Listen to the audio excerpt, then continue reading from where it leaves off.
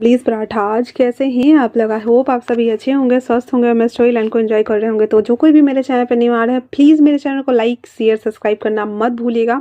और अगर आप लोगों को मेरे स्टोरी लाइन उसके प्लॉट्स पसंद आते हैं तो प्लीज़ मुझे कमेंट्स करके अप्रिशिएट करना भी मत भूलिएगा। जैसा भी लगे आप लोगों को मुझे ज़रूर बताइएगा। देन चलिए हम स्टार्ट करते हैं।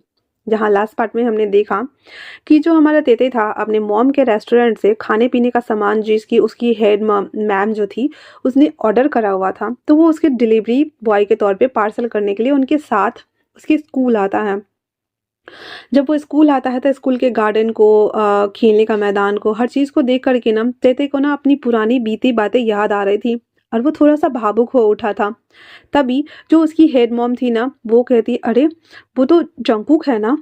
तो वो कहता वो जंकुक है। फिर वो आवाज़ लगाता है, कुकी कम हियर। कुकी जो कि अपनी पूरी टीम के साथ में आया हुआ था और वहाँ के जो चीफ डायरेक्टर थे उनसे वो बातें कर रहा था। वो सबको एक्सक्यूज़ करता हुआ मैम के पास आता है। कहते वो सारा खाना को एक जगह पार्सल करता है, मतलब साइड में रखता है, उसको प्लेस करता है और वो बैठने वाले गार्डन एरिया में पत्थर का बना हुआ सिटिंग एरियाज था, वहाँ आकर के वो बैठ जाता है। कुकी भी वहाँ आके बैठ जाता है। उसकी मॉम मैम मैम एक पैर में दूसरे पैर को चढ़ा करके और उसे कहती हैं, तुम दोनों को देखकर मुझे बहुत अच्छा लग रहा है। सच में तेते एक ग्रीक कंपनी में काम करता है और तुम यहाँ सियोल में आर्किटेक्ट का काम कर रहे हो। क्या तुम यहाँ इस स्कूल में हो रहे रीमॉडलिंग कंपटीशन में हिस्सा ले रहे हो? तो इस पे जो जंकुक था वो तेते को देखता है और मैम को देखते हुए कहता है, यस मैम, मैं चाहता हूँ कि मैं अपना प्रेजेंटेशन प्रेजेंट करूँ। अगर डायरेक्टर सर को पसंद आता है तो शायद से ये टेंडर हमें मिल जाए और हम इस पे वर्क कर सके। उसकी मैम कहती हैं, आई होप सो। तुम्हारा काम वैसे भी बेस्ट था। जिस तरह से तुमने संग्रहालय को रीडिज़ाइन किया है, देखकर तो कह सकते हैं कि तुम्हारे अंदर कुछ तो है। और हमें अच्छा लगा कि हमारे स्कूल के 2 होनहार बच्चे, जो कि तुम दोनों पढ़ाई में बिल्कुल भी अच्छे नहीं थे, पर अब अच्छे हो और अपने-अपने लाइफ पाथ पे आगे बढ़ रहे हो। क्या तुम दोनों फ्री हो? दोपहर की क्लास मेरी अटेंड करने आ सकते हो? तो जंकू कहता है, आई एम सॉरी मैम, मुझे ना चीफ के साथ मिल कर के डिज़ाइन को डिस्कस करना है और उन्हें पूरा बताना होगा, तो मैं नहीं आ सकता। अब तेई के पास कोई काम तो था नहीं, उसलिए वो हाँ कर देता और कहता है, यस मैम, मैं फ्री हूँ, मैं आ जाऊँगा दोपहर की क्लास में। क्या करना है? तो उसकी मॉम मैम कहती हैं, कुछ खास नहीं, बस बच्चे को इंट्रो देना है तुम्हारे बारे में और बताना है कि कैसे एक एवरेज बच्चा भी अपनी लाइफ में आगे बढ़ सकता है और वो कुछ अचीव कर सकता है। पूरे 8 साल हो चुके हैं तुम लोगों को स्कूल से छोड़ा हुआ, लेकिन देखो अपनी लाइफ में तुम लोग कितना सक्सेस हो और इतनी बड़ी कंपनी में तुम जॉब भी करते होते थे। ये सुनकर जंकुक और तेते दोनों एक दूसरे को देखते हैं और ये सुनकर तेते को सच में बहुत बुरा लग रहा था। एक तो ऑलरेडी उसका जो बॉयफ्रेंड था रियान, उसकी वजह से वो बहुत ज़्यादा दुखी था और दूसरा कि उसकी मॉम ने उसे थोड़ा सा प्रताड़ित किया हुआ था, जॉब के लेकर के उसे ताने दिए हुए थे, बट फिर भी स्टिल वो हर्ट फील कर रहा था। बट फिर भी अपने मैडम की बात रखने के लिए वो ओके बोल देता है और वो कह देता है कि वो आ जाएगा। उसके बाद जंकुक साइड वाले एरिया पे चला जाता है। खाना जो लेकर के आया था वो मैम के साथ मिलकर ऑफिस में वो रखवा करके बिल ले करके वापस वो चला आता है, क्योंकि उसे दोबारा से दोपहर की क्लास अटेंड करने आना था स्कूल। अब तेते घर आता है और वो थोड़ा सा एक्साइटेड और थोड़ा सा बुझा बुझा लग रहा था, पर अच्छे से रेडी वेडी हो करके और दोपहर की क्लास अटेंड करने के लिए वो स्कूल आता है। वो अच्छे से रेडी होके आया था। मैम सबको इंट्रो कराती है कि ये बच्चा हमारे स्कूल में पढ़ता था। ये ज़्यादा स्मार्ट भी नहीं था, एवरेज था, हर चीज़ में परफेक्ट नंबर लाता था, ठीक-ठाक, जो कि पासिंग मार्क्स से पास हो जाए और ये एक ग्रीक कंपनी में काम करता है।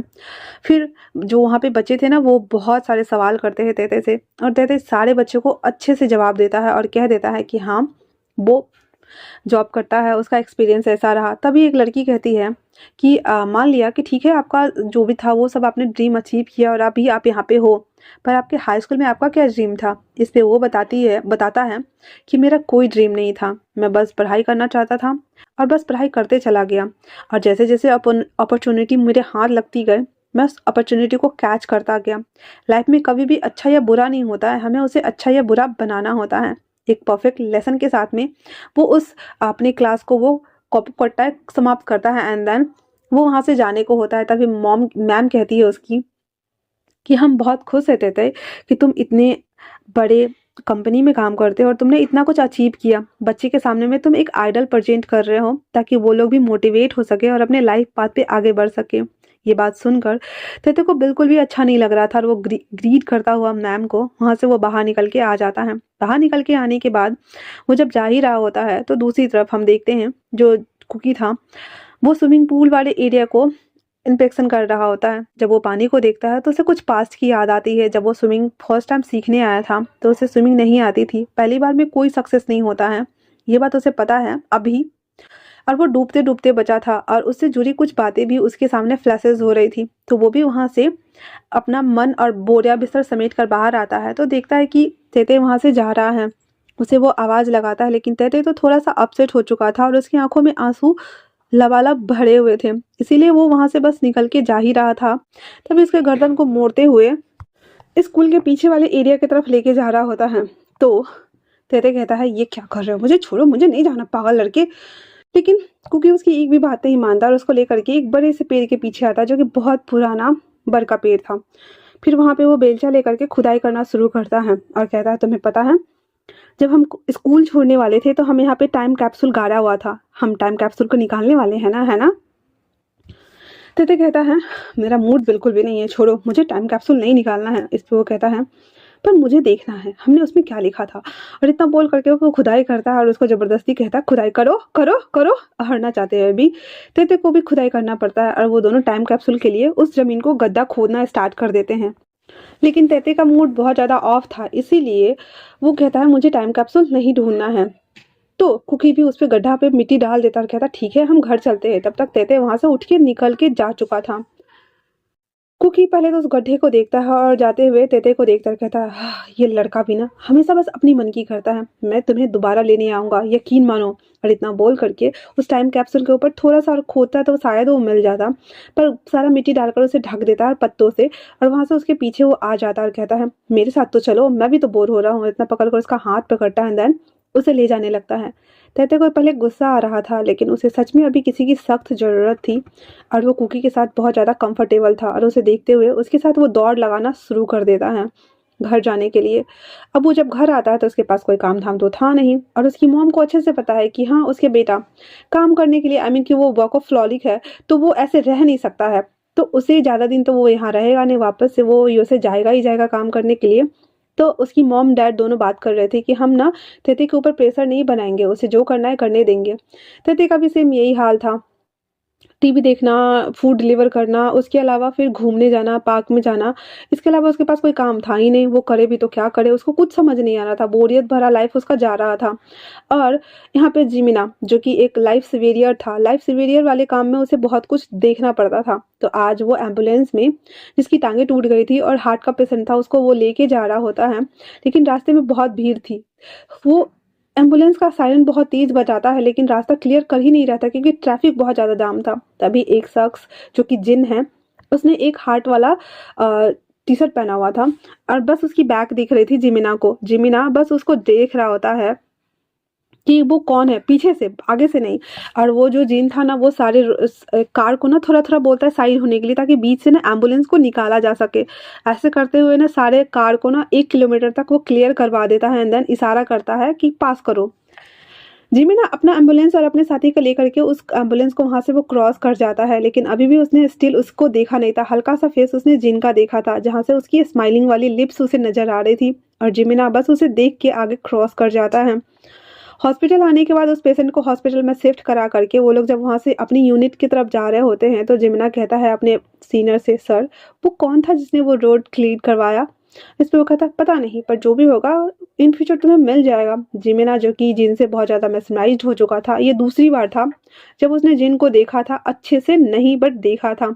और वो बहुत ज़्यादा हैप्पी था कि चलो कोई ना कोई तो हो जो उसे अटेंशन ग्रैब करने की कोशिश कर रहा है, क्योंकि जिमिना की लाइफ ऐसी थी लाइफ सिवेरियर के तौर पे कि वो बस लोगों की मदद ही कर सकता था भागते हुए, इसके अलावा कुछ और नहीं कर सकता था।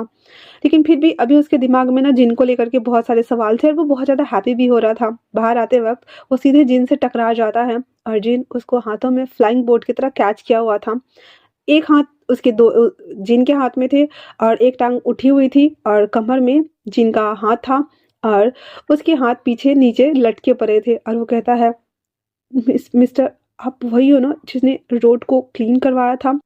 जिन बस उसको देखते हुए कहता है, और अब वो पेशेंट कैसा है? हाँ, इतना सुना हुआ ही था कि जिमिना की खुशी का ठिकाना नहीं था। और वो कहता, ओह माय गॉड, मुझे मिल गया, thank you thank you thank you so much. और इतना बोल करके और वो बस खड़ा हो जाता और कहता है, मेरा नाम जिमिन है और उस दिन आप ही को चोट लगी थी ना जिसे मैं लेके गया था? वो कहता, हाँ, और हॉस्पिटल मुझे छोड़ने के लिए थैंक यू सो मच। इसलिए जब मैंने आज तुम्हारी का एम्बुलेंस देखा तो मुझसे रहा नहीं गया, तो मैंने बस रोड क्लीन कर दिया। इस पे जिमिना कहता है, हम क्या कॉफ़ी पीने चले?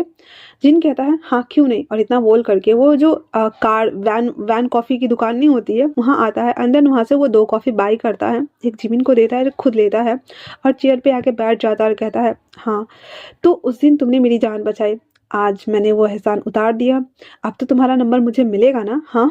तो जिमिना कहता है, हाँ क्यों नहीं। और इतना बोल करके वो अपना लाइन का एड्रेस देता है, देन फ़ोन नंबर को एक्सचेंज करता है।